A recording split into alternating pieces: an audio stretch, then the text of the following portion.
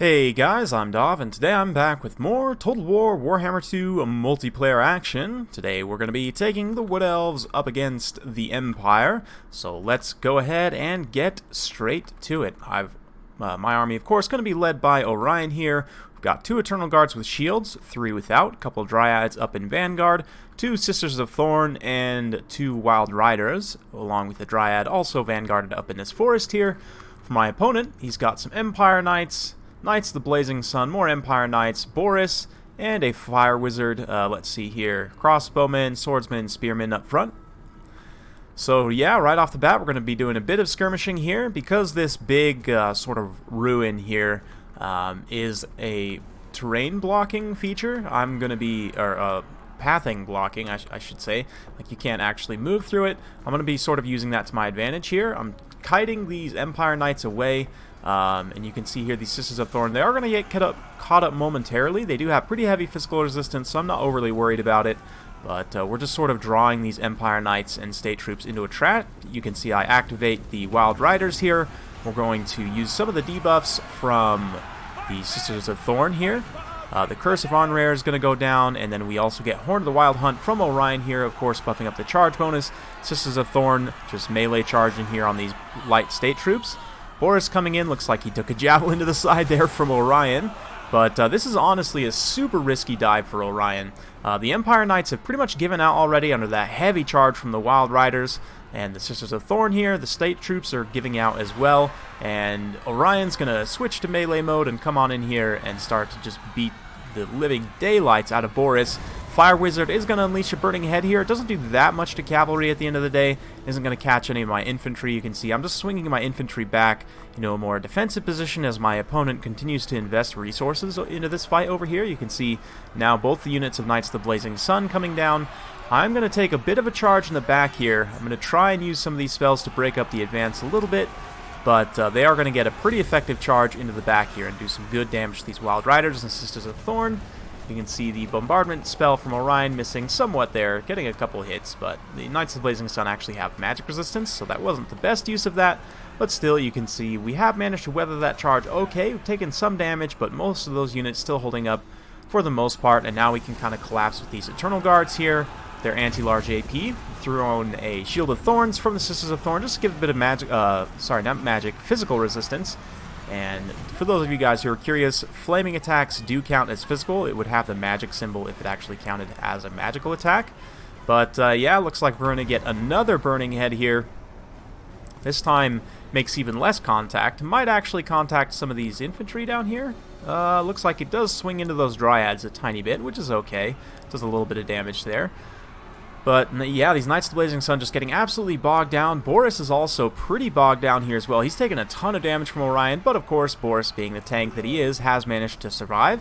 He's going to try and extricate himself from the situation as all these units have been terrified. You can see the Knights of the Blazing Sun just got very quickly worn away by these supporting Eternal Guards there and so on.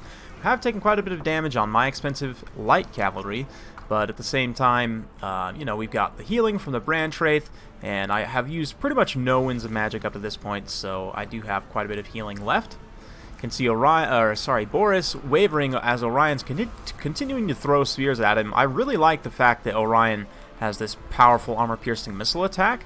He's honestly really good at fighting Flying Lords for that reason. As soon as they go up in the air, you can just start throwing spears at them. Once they come down, you switch to melee mode. He's very, very nice. He's probably the most powerful hybrid missile melee duelist in the game, I would say, by far. And really, really great character, honestly, at the moment. I really like him particularly in this matchup just because he can support against heavy cavalry. You can see him sort of supporting these Wild Riders over here with his heavy anti-large AP and, of course, the Terror. He's really, really nice at supporting engagements like this. You can see these Empire Knights trying to pull away here.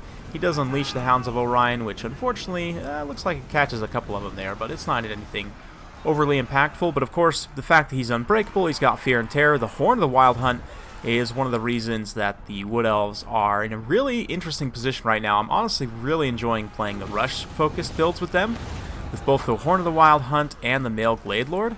But a very nice Penumbral Pendulum there, just wrecking those State Troops as they do get out with the Eternal Guards with shields. Swordsmen will trade very cost efficiently with Eternal Guards with shields. 550 for the Eternal Guards with shields, only 400 for the Swordsman, and they have very comparable combat stats. So that's very cost-effective engagement for the Swordsman.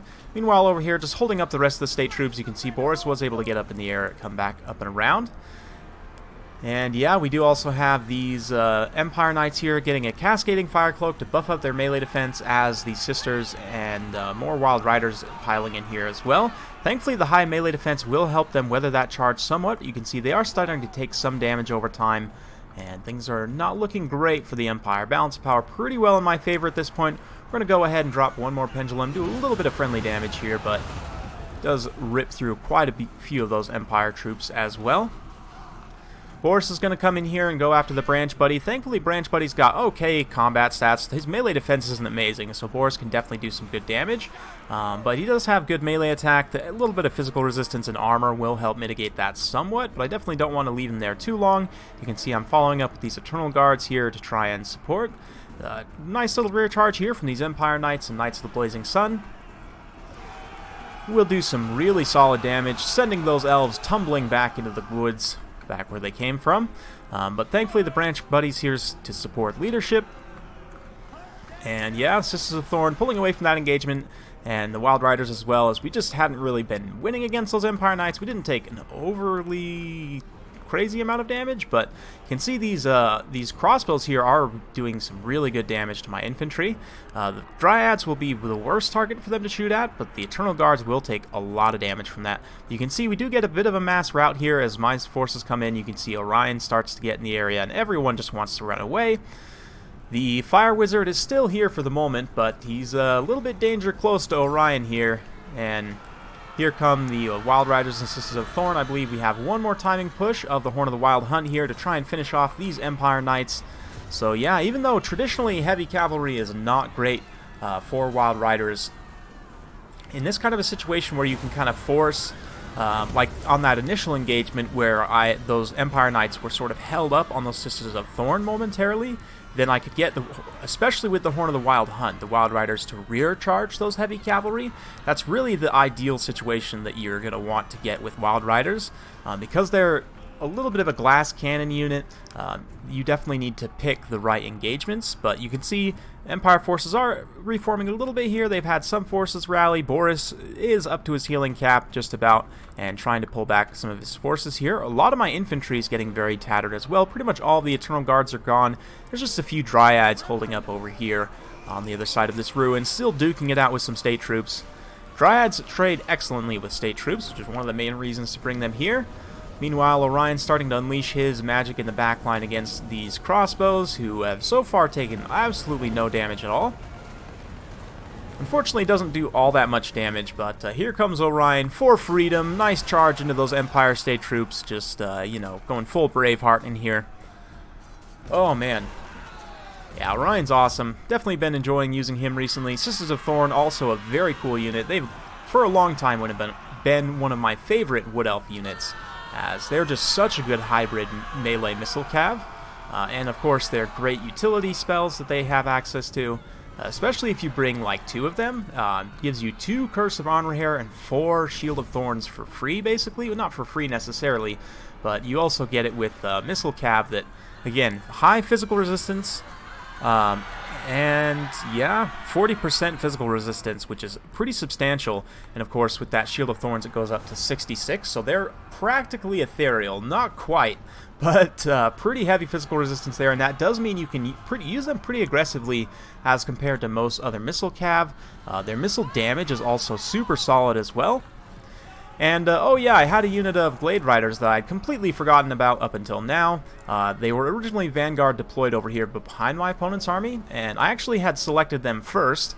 Like, they were the unit that I had selected when the battle started, but I decided not to move them out, wait for my opponent to move his army up, since he didn't really have anything for me to go after. But hey, they come in the late game here, kind of bogged Boris down a little bit. Horn of the Wild Hunt once again, and some nice rear charge here by these Wild Riders, these Sisters of Thorn. And rout off the Bright Wizard. Orion and the Branch Wraith have mostly routed off the Crossbowman, along with some cav support as well, but pretty much just waiting for Boris to give up the fight at this point. Looks like we got another Shield of Thorns here. Man, I love the effect of Shield of Thorns. Such a cool magic effect. And yeah, that's pretty much game. So well played to my opponent. I hope you guys enjoyed watching that one. It's definitely a lot of fun to play. Like I said, I have been enjoying playing the more melee rush-centric Wood Elf builds recently. And I do think that Orion is a really, really strong choice in some matchups because of that Terror, the Unbreakable, the anti-large AP, the Cloak of Ishra makes him really hard to actually kill. And of course, he also has the heavy anti-large AP missile and the missile attack, which is great versus heavy cavalry factions. So yeah, worked out quite well here. Sisters of Thorn picking up an XP chevron, 61 and 63 kills. Wild Riders, 2 chevrons, 101 kills, 58, no chevron here, but they did all right. Only 18 for those Glade Riders at the end there, but hey, they did something. The Eternal Guard as well, 77 kills on some Eternal Guard up against State Troops is actually not bad at all. Like I was saying before, State Troops, especially Swordsmen, do tend to trade extremely cost-effectively with the Eternal Guards, so nice to see them trade well there. Of course, the Dryads doing some work also, and 116 for Orion. Man, what a beast. Absolute beast for my opponent. Definitely getting his heavy cav overinvested in that engagement over there was a mistake. I mean, obviously, he was able to extricate Boris, so that ended up not really being too risky. That is one of the nice things about Boris, is you can kind of play a little bit aggressive with him.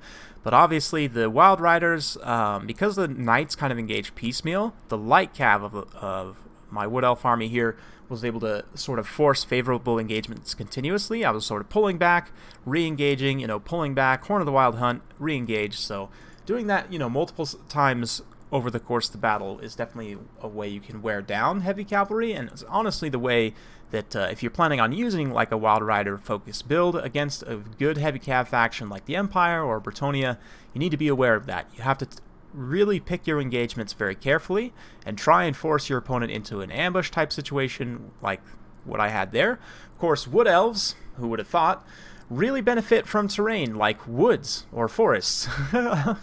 who would have guessed? But yeah, they are one of the factions that is probably the best at utilizing terrain, like I just showed there. So yeah, hopefully you guys enjoyed. If you do like this sort of content, be sure to like, subscribe, hit that bell notification so every time I upload a new video, you'll be notified. Thanks again for watching, and we'll see you next time.